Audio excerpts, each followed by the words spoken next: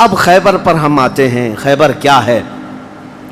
تقریباً مدینہ طیبہ سے 320 کلومیٹر دور یا 300 کلومیٹر کے قریب ایک بستی ہے جس کو خیبر کہتے ہیں۔ خیبر یہودیوں کا گڑھ ہے، یہودیوں کا مرکز، اور اس وقت سے لے کر کے حضور صلی اللہ تعالیٰ علیہ وسلم کی مدینہ طیبہ آمد سے بھی کافی پہلے سے خیبر میں یہودیوں نے ایسا اپنا وہ جمایا ہوا تھا کہ پورے عرب کے سب سے بڑے مالدار یہودی خیبر میں رہتے تھے، اور جنگی طاقت بھی سب سے زیادہ ان کے پاس تھی، اور غرور اور گھمنڈ اتنا تھا، پیسوں پر بھی اور جنگ پر بھی، طاقت پر بھی، کہ وہ کسی کو بھی ڈرا دیتے تھے۔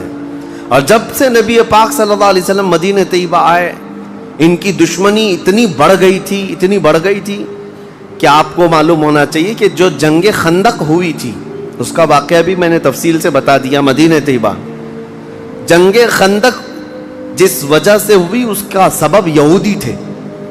یہودیوں نے مکہ کے کافروں کو، مشرکوں کو، نجد کے کافروں کو، سب کو جمع کیا تھا اور پانی کی طرح پیسہ بہایا تھا جنگ میں۔ 12,000 لوگوں کو رسول اللہ کے خلاف اکٹھا کیا تھا یہودیوں نے۔ یہ خیبر کے یہودی تھے، کیونکہ نبی پاک صلی اللہ تعالیٰ علیہ وسلم جب تشریف لائے تھے، 2 قبیلے یہودیوں کے مدینے میں آباد تھے، بنو نذیر اور بنو قریظہ۔ آپ کو میں نے سیرت کے بیان میں یہ بھی بتا دیا تھا، اور یہ دونوں قبیلوں نے حضور صلی اللہ علیہ وسلم کے ساتھ غداری کی تھی، وعدہ خلافی کیا، معاہدہ جو تھا اس کو توڑ دیا۔ اس کی وجہ سے ان یہودیوں کو جو مدینے میں رہتے تھے جلا وطن کر دیا گیا تھا، نکال کر باہر کر دیا گیا۔ تو جتنے مدینے سے نکالے ہوئے یہودی تھے وہ سب خیبر میں جا کر جمع ہو گئے تھے۔ خیبر میں جا کر کے ان لوگوں نے اڈا بنا لیا تھا، اور ڈیلی ان کی صرف اور صرف یہی منصوبہ بندی ہوتی تھی کہ محمد صلی اللہ علیہ وسلم اور ان کے ساتھیوں کو کیسے مارا جائے، کیسے قتل کیا جائے۔ کوئی بھی دور دراز سے اگر چھوٹی سی دشمنی رکھتا تھا رسول اللہ سے، تو یہ یہودی خیبر کے پورا کا پورا مال ان کے پاس بھیجتے اور ان کو کھڑا کرتے کہ تم جاؤ، ہم سپورٹ میں ہیں، ہم سپورٹ کریں گے۔ ساری جنگوں میں مشرکوں کا سپورٹ کرتے تھے۔ اب میں آپ کو بتاؤں، جن کے دلوں میں اتنا زہر بھرا ہوا تھا رسول اللہ صلی اللہ علیہ وسلم کی دشمنی کا، اب ان لوگوں نے دیکھا کہ یہ اب ان کی طاقت بڑھتی جا رہی ہے، اور بادشاہوں کو تک ان لوگوں نے اسلام پیش کر دیا، اور اسلام اب مکہ مدینے کا نہیں رہ گیا، اب تو ایران بھی چلا گیا ہے، مصر بھی چلا گیا ہے، حبشہ بھی چلا گیا ہے، یمن بھی چلا گیا ہے۔ تو ان کے پیٹ کا درد اور بڑھ گیا۔ ان لوگوں نے پھر اب فیصلہ کرنا شروع کیا کہ اب سارے لوگوں کو جمع کرتے ہیں۔ ایک قبیلہ تھا بنو غطفان، یہ مشرکوں کا قبیلہ تھا، اور وہ جنگی طاقت بہت زیادہ رکھتے تھے۔ اس وقت عرب میں وہ نڈر مانے جاتے تھے۔ یہودیوں نے ان کو بلا کر کے جنگ کا پلان کیا کہ مدینے پر اچانک چڑھائی کریں گے اور تہس نہس کر کے رکھ دیں گے، کسی کو خبر بھی نہ ہو، پورے مدینے کی اینٹ سے اینٹ بجا دیں گے۔ انہوں نے پلان کیا راتوں رات، لیکن مخبر صادق رسول اللہ صلی اللہ تعالیٰ علیہ وسلم کا حال یہ ہے، اور کوئی غیب کیا تم سے نہاں ہو بھلا۔ نبی پاک صلی اللہ تعالیٰ علیہ وسلم کو خبر ہوئی کہ یہودیوں نے میٹنگ کی ہے اور راتوں رات مدینے پر چڑھائی کرنے والے ہیں۔ دوسرے دن حضور پاک صلی اللہ تعالیٰ علیہ وسلم نے صحابہ کو جمع کیا، تو جتنے صحابہ تھے سب جمع ہو گئے، تقریباً 1600 صحابہ تھے۔ کتنے؟ 1600 صحابہ۔ 1600 صحابہ مدینہ طیبہ سے نکل پڑے حضور کے ساتھ کہ ان یہودیوں کو خیبر سے نکلنے سے پہلے ان کا راستہ ہم روکیں گے کہ مدینے پر کوئی بھی چڑھائی نہ کر سکے۔ جب رسول اللہ صلی اللہ علیہ وسلم صحابہ کو لے کر چل پڑے، چال الٹی پڑ گئی۔ یہودیوں نے یہ سوچا تھا کہ مدینے پر اچانک حملہ ہوگا، کسی کو کانوں کان خبر نہیں ہوگی، لیکن ایسا ہوا کہ 8 دن کے بعد اچانک حضور خیبر پہنچ گئے، ان کو کانوں کان خبر بھی نہیں ہوئی۔ نبی پاک صلی اللہ تعالیٰ علیہ وسلم صحابہ کے ساتھ جب پہنچے، صبح ہو رہی تھی، خیبر کی وادیوں میں حضور داخل ہو رہے تھے، تو یہودی اپنے اپنے کھیتوں میں کام کرنے کے لیے جا رہے تھے۔ جیسے ہی مدینے کی فوج کو دیکھا، ہیبت طاری ہو گئی، الٹے قدم اپنے قلعوں میں واپس بھاگتے رہ گئے اور چیخ مارتے رہ گئے کہ محمد بھی آئے ہیں اور مسلمان بھی آئے ہیں۔ حضور صلی اللہ علیہ وسلم نے ان کی چیخ و پکار کو سنا تو ایک جملہ فرمایا۔ حضور صلی اللہ علیہ وسلم فرماتے ہیں جن کافروں کی وادی میں ہم اتر پڑے ان کی صبح خراب ہو ہی جاتی ہے، اور یہ خیبر اب برباد ہوگا۔ حضور کے الفاظ تھے، جملہ نکلا، صحابہ کرام اتنی جوش سے نعرہ لگا رہے تھے کہ یہودیوں کے سارے قلعے صحابہ کی آواز سے گونجنے لگ گئے۔ خیبر میں 8 قلعے تھے، 8 مشہور قلعے۔ انہوں نے بہت مشہور اس وقت کی طاقتور یعنی عمارتیں ایسی بنا رکھی تھیں کہ ان کا یقین تھا کہ کوئی ان قلعوں کو توڑ نہیں سکے گا۔ اور حد تو یہ ہے کہ آج 1400 سال گزر گئے، ابھی بھی وہ قلعے موجود ہیں، آج بھی موجود ہیں خیبر میں۔ وہ قلعوں کے باقیات، کھنڈرات ابھی بھی موجود ہیں۔ اب آپ اندازہ کریں کہ 14 صدیاں گزرنے کے بعد اب بھی وہ قلعے ہیں تو اس وقت کتنے محفوظ رہے ہوں گے، کتنے مضبوط رہے ہوں گے۔ ان کو بڑا غرور تھا۔ 8 مشہور قلعے تھے، قلعہ نائم، قلعہ نطات، قلعہ قموس، ان کے نام تھے الگ الگ۔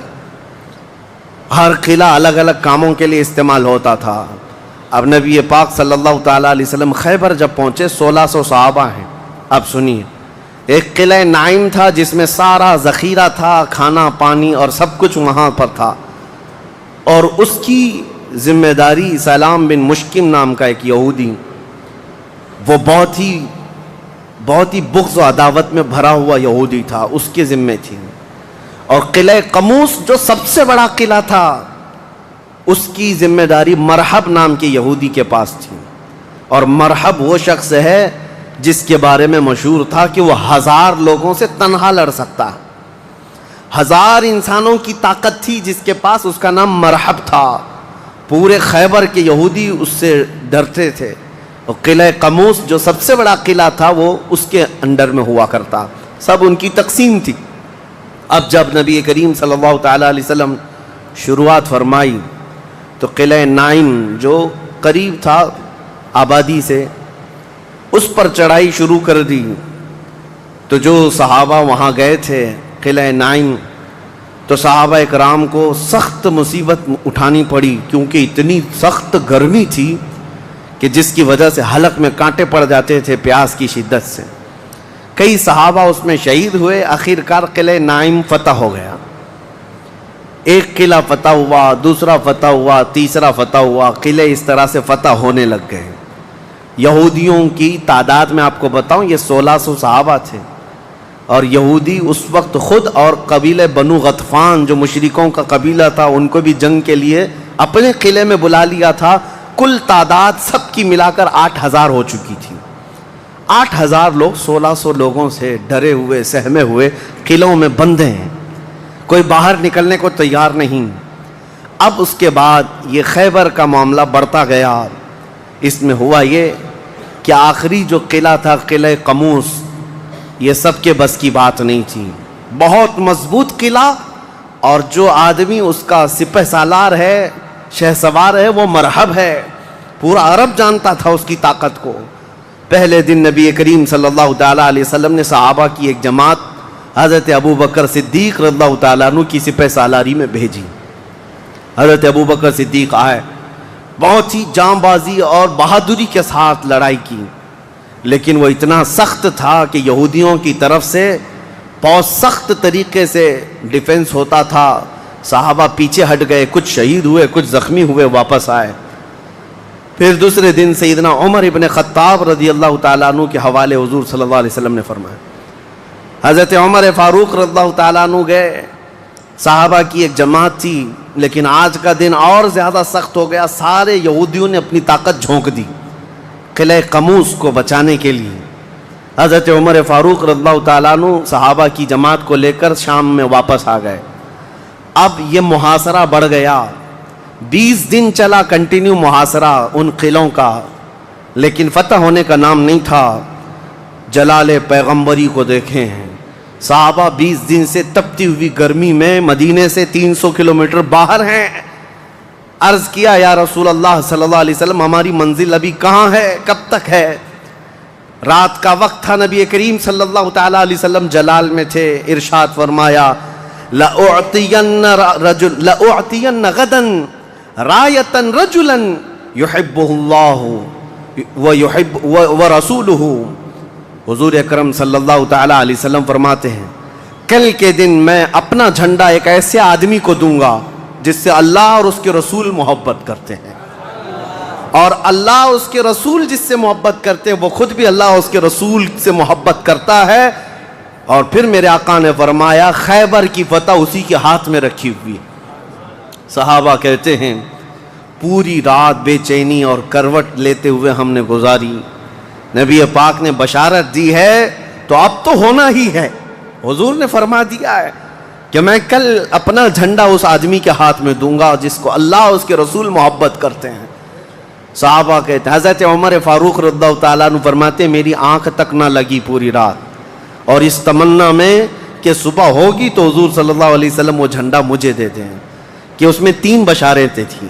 ایک بشارت یہ تھی کہ وہ شخص جس کو میں جھنڈا دوں گا وہ اللہ اور رسول سے بہت محبت کرتا ہے۔ دوسری بشارت یہ تھی کہ اللہ خود اس سے محبت کرتا ہے۔ تیسری بشارت یہ تھی کہ اسی کے ہاتھ میں خیبر کی فتح رکھی ہے۔ حضرت عمر کہتے ہیں پوری رات پلک بھی جھپکا نہیں، اسی آس میں اسی امید میں پوری رات گزاری۔ پورے صحابہ کا یہی حال تھا۔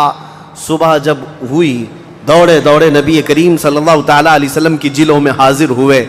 اللہ کے حبیب صلی اللہ علیہ وسلم کے ہاتھ میں پرچم تھا، جھنڈا تھا، اب جنگ کے لیے روانہ کرنا تھا۔ نبی کریم صلی اللہ علیہ وسلم کے سامنے صحابہ کی فوج ہے، سارے صحابہ گردنیں اونچی کر کر کے دیکھ رہے ہیں، لیکن نبی پاک صلی اللہ تعالیٰ علیہ وسلم نے اس بھرے مجمع میں اعلان فرمایا علی کہاں ہے، علی کہاں ہے؟ اس مجمع میں حضرت علی نہیں ہے۔ صحابہ نے کہا یا رسول اللہ وہ بخار میں ہیں، بیمار ہیں اور آشوب چشم ہے، آنکھیں لال ہو چکی ہیں، آنکھوں سے پانی آ رہا ہے۔ نبی کریم صلی اللہ علیہ وسلم نے فرمایا لاؤ، اسی حالت میں بلا لاؤ۔ صحابہ گئے، حضرت علی کو بلا لائے، بخار کی حالت میں ہیں، آنکھوں میں آشوب ہے، سرخی آ چکی ہے۔ نبی کریم صلی اللہ علیہ وسلم نے قریب بلایا، اپنا لعاب پاک نکال کر ان کی آنکھوں میں لگایا۔ حضرت علی فرماتے ہیں مجھے ایسا لگا کبھی آنکھوں میں کوئی مرض آیا ہی نہیں تھا، بخار بھی نہیں تھا۔ نبی کریم صلی اللہ تعالیٰ علیہ وسلم نے اپنے ہاتھ میں موجود پرچم حیدر کرار کے ہاتھ میں دیا، کہا جاؤ علی تمہارے ہاتھ میں اللہ نے فتح رکھی ہے۔ میرے عزیزو ایک بات میں آپ کو بتا دوں کہ یہ کیا معاملہ ہے، جب رسول کریم صلی اللہ تعالیٰ علیہ وسلم کو یہ معلوم ہے کہ حضرت علی کے ہاتھ میں ہی یہ جنگ فتح ہونی ہے تو پہلے دن کسی اور کو کیوں بھیجا، دوسرے دن اور صحابی کو بھیجا؟ یہ 20 دن کا محاصرہ کس بات کا تھا؟ یہ سارے معاملات کس لیے تھے؟ ایک بات یاد رکھیں، فتح اسلام کے حق میں ہے اور غالب اسلام ہو کر رہے گا، لیکن قدرت کا قانون یہ ہے جیسے معراج میں بھی آپ کو معلوم ہے نمازیں تو 5 ہی ہونی تھی، لیکن 9 مرتبہ حضور صلی اللہ علیہ وسلم کو آنا جانا کیوں رکھا گیا؟ خدا کی قدرت کا قانون یہ ہے کہ پہلے اسباب کی طرف دیکھو، بعد میں اسباب کا خالق خود تمہارے لیے راستے پیدا فرمائے گا۔ جنگ تو فتح ہونی ہی ہے، لیکن تمہیں سٹرگل کرنا پڑے گا، میدان میں مشکلیں اٹھانی پڑیں گی، بعد میں فتح تو تمہارے ہاتھ میں اللہ نے دی ہے۔ حضرت علی کرم اللہ وجہہ الکریم اپنے ہاتھ میں پرچم لے کر کے جب قلعہ قموس کی طرف بڑھتے ہیں، جانتے ہیں وہ تاریخ کا وہ عظیم دن ہے، محرم کی غالباً 9ویں تاریخ ہے۔ میں نے شروع میں ہی کہا کہ یہ ایک تاریخ کا ایسا حصہ ہے جس سے ساری باتیں آگے کی فتوحات جڑی ہوئی ہیں۔ کیوں میں آپ کو بتاتا ہوں، حضرت علی جس انداز سے جا رہے تھے اس وقت لوگوں کے اندر ہیبت طاری تھی، صحابہ آپ کے ساتھ تھے۔ جیسے ہی قلعہ قموس کے پاس گئے، سیدھے حضرت علی کرم اللہ وجہہ الکریم نے للکار کر کے مرحب یہودی کو بلایا کہ باہر آ جا اپنے قلعے سے اور مجھ سے مقابلہ کر۔ وہ ہاتھی کی طرح سے ڈیل ڈول رکھتا تھا اور خرامہ خرامہ سامنے آیا اور للکار کر کے کہنے لگا قد علمت خیبر انی مرحب شاک السلاحی مجرب، تمہیں معلوم ہے پورا خیبر مجھے جانتا ہے کہ میں مرحب ہوں۔ شعر پڑھ رہا تھا، پورا خیبر جانتا ہے کہ میں مرحب ہوں، سر سے لے کر پیر تک ہمیشہ ہتھیار میں رہتا ہوں اور نہایت ہی تجربہ کار آدمی کہ جس کا وار کبھی خالی نہیں جاتا ہے۔ اس کے جواب میں مولا علی کرم اللہ وجہہ الکریم فرماتے ہیں انا الذی سمتنی امی حیدرا کلیث غابات کریہ المنظرا. تجھے پتا ہے میری ماں نے ہی میرا نام حیدر رکھا ہے. حیدر کا مطلب ہوتا ہے شیر. میری ماں نے میرا نام حیدر رکھا ہے. کلیث غابات کریہ المنظرا. ہیبت ناک شیر جب بھوک کی وجہ سے کچھار میں دہاڑتا ہے اس کو حیدر کہا جاتا ہے. جب یہ رجزی اشعار کا تبادلہ ہو رہا تھا, وہ یہودی مرہب جو سر پر ٹوپی پہنتا تھا ویسی ٹوپی لوہے کی کسی کے پاس تھی نہیں. جسم پر جو لوہے کا خود لباس ہوتا تھا ویسا لباس کسی کے پاس نہیں تھا. مقابلے میں وہ آیا اور اس نے حضرت علی کرم اللہ وجہہ الکریم پر بہت تیز وار کی, لیکن وار خالی گیا. حضرت علی کرم اللہ وجہہ الکریم پر کوئی وار نہیں آیا. پلٹ کر جب حیدر کرار نے وار ماری تو اس کی خود کو ٹوپی کو کاٹتا ہوا یہاں تک کہ اس کے جبڑوں تک حضرت علی کی تلوار آ گئی, اس کے دانتوں کو تک کاٹتی ہوئی آ گئی. اس کے بعد دوسرا وار بھی نہیں پڑا تھا کہ مرہب زمین پر ڈھیر ہو کر تڑپنے لگ گیا. اتنا ہی نہیں ہے کہ یہ منظر دیکھ کر کے جتنے یہودی تھے سب کے سب ٹوٹ پڑے. کس پر؟ حیدر کرار پر. اکیلے بطل جلیل ہیں, جس طرف سے آتے تھے صحابہ کہتے ہیں حضرت علی کی تلوار اس دن جو چمک رہی تھی ہمارے جسموں میں ہیبت طاری تھی. کبھی ادھر چمکتی ہے کبھی ادھر چمکتی ہے. آپ کو پتا ہے ایک لقب آپ کا کرار ہے. کرار کا مطلب کیا ہوتا ہے؟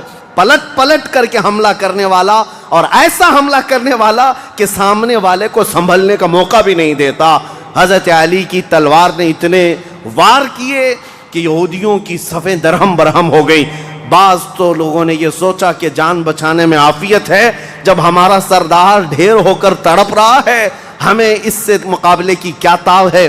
بڑھتے گئے. حضرت علی سیدھے قلعہ قموس جو تھا وہاں جا کر کے کھڑے ہو گئے تو یہودیوں میں ایک اعلان ہوا کہ اگر یہ علی بن ابی طالب قلعے کے اندر گھس گیا تو خیبر قیامت تک ہمارے ہاتھ میں نہیں آ سکتا, اپنی طاقت لگا دو. سارے یہودی ٹوٹ پڑے, جتنی فوجیں تھی ٹوٹ پڑی. جانتے ہیں حضرت علی اپنا ڈیفنس کیسا کر رہے تھے, اپنے بچاؤ کے لیے کیا کر رہے تھے؟ قلعہ قموس کے دروازے کو جو پھاٹک تھا ایک ہاتھ سے اکھاڑ دیا اور بائیں ہاتھ سے صرف دروازہ پکڑتے تھے, سیدھے ہاتھ سے تلوار سے حملہ کیا کرتے تھے.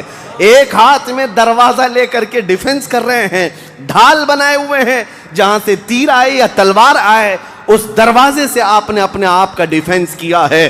صحابہ کہتے ہم دیکھتے رہے, وہ دروازے کو ایسے اپنے ہاتھ میں نچا رہے تھے جیسے کوئی چھوٹا کھلونا اپنے ہاتھ میں نچایا جاتا ہے. حضرت علی کرم اللہ وجہہ الکریم نے اس قلعے کا پھاٹک توڑ دیا جس کو 20 دنوں سے صحابہ جا کر کے آ رہے تھے, توڑ نہ سکے تھے. پھر اس کے بعد جب جنگ ٹھنڈی ہوئی, بعض لوگ یہ کہتے ہیں کہ قلعے کا پھاٹک اٹھا کر کے پھینک دیا, پھینکا نہیں. پوری جنگ بھر حضرت علی اس دروازے کو پکڑ کر کے جنگ کرتے رہے اور قلعے کے اس دروازے کو اپنی ڈھال بنائے رہے. جب یہودی سرد پڑ گئے, ٹھنڈے پڑ گئے تو اس قلعے کے دروازے کو آپ نے اٹھا کر پھینک دیا. صحابہ کہتے ہیں ہم بعد میں چونکہ وہ راستے میں پڑا تھا اٹھانے کے لیے گئے تو 40 صحابہ مل کر کے اس دروازے کو اٹھا نہ پا رہے تھے. جو تنہا حیدر کرار اتنی دیر تک اپنے ہاتھ میں لے کر کے لڑتے رہے. کون ہے یہ حیدر کرار؟ یہ وہی حیدر کرار ہے جب رسول اللہ صلی اللہ علیہ وسلم نے مکہ مکرمہ میں سب سے پہلے اسلام کی دعوت دی تھی تو مکہ والوں نے انکار کیا تھا. 9 سال کا ایک بچہ کھڑا ہوا تھا, کہا یا رسول اللہ میں آپ کے دین کی حمایت کروں گا. پتلی پتلی ٹانگیں تھی, کمزوری تھی. رسول اللہ نے اس 9 سال کے بچے کو دیکھا اور سینے سے لگایا اور بارگاہ رب العزت میں عرض کیا کہ مولا اس کی ٹانگوں میں اور اس کی بازوؤں میں تو طاقت عطا فرما.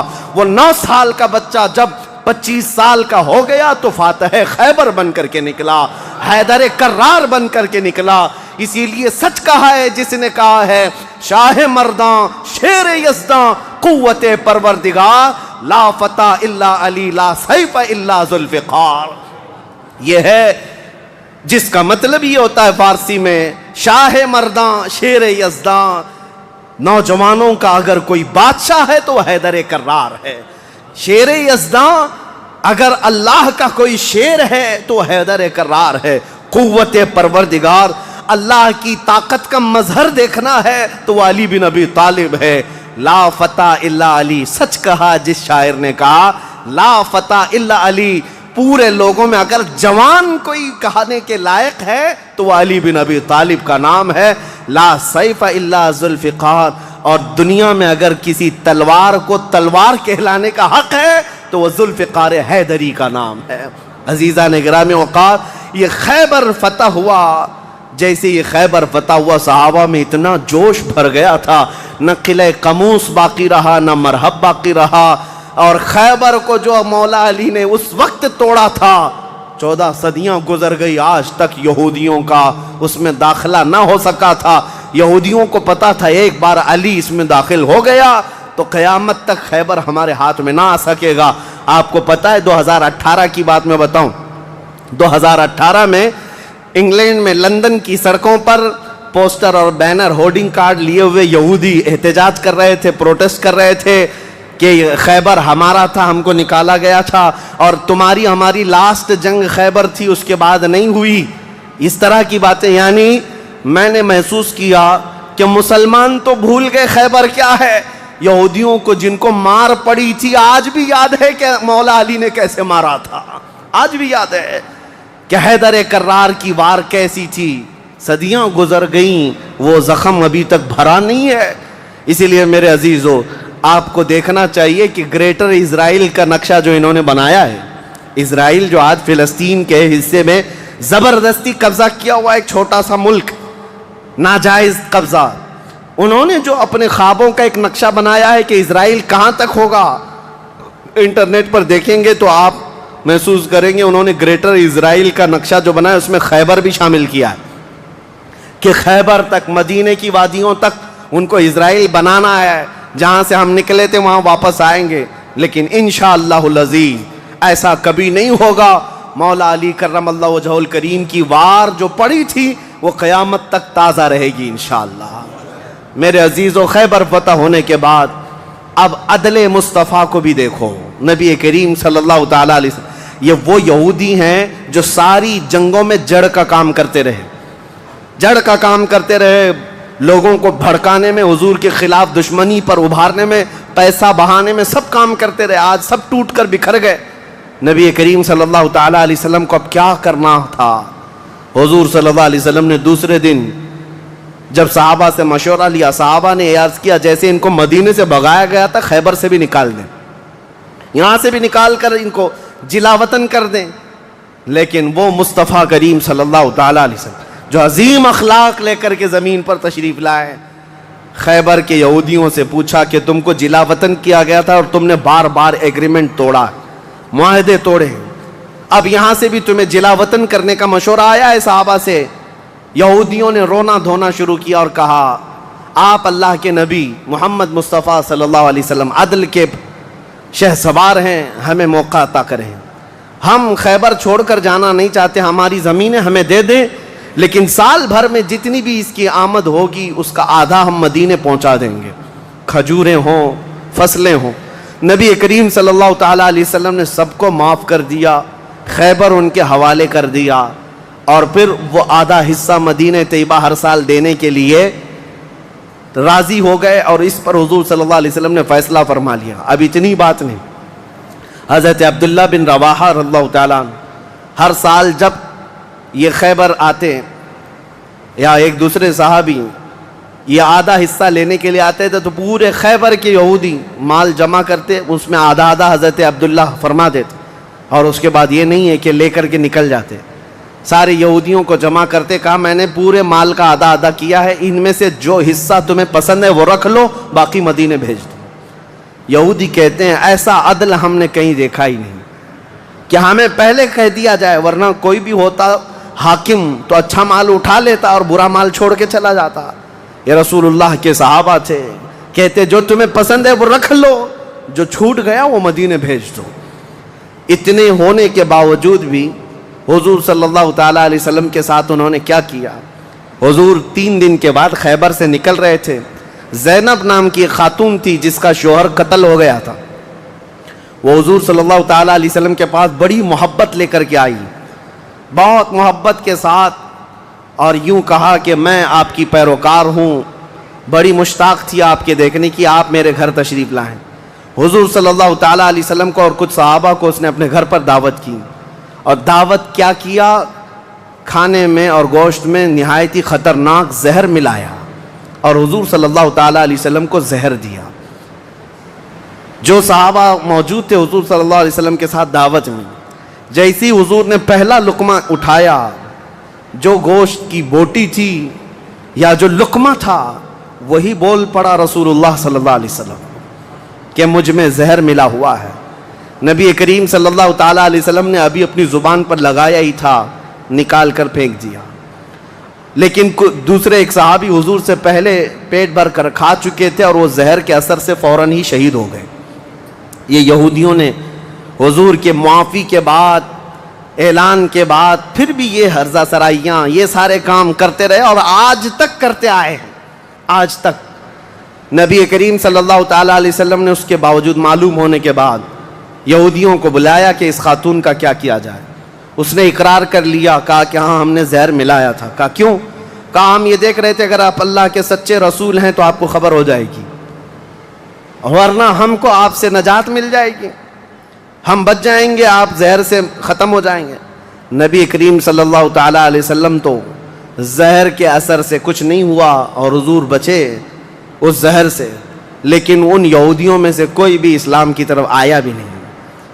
نبی کریم صلی اللہ تعالیٰ علیہ وسلم نے اس خاتون سے بدلہ نہیں لیا، اسے معاف کر دیا۔ اپنی ذات کے لیے حضور نے کبھی بدلہ لیا ہی نہیں۔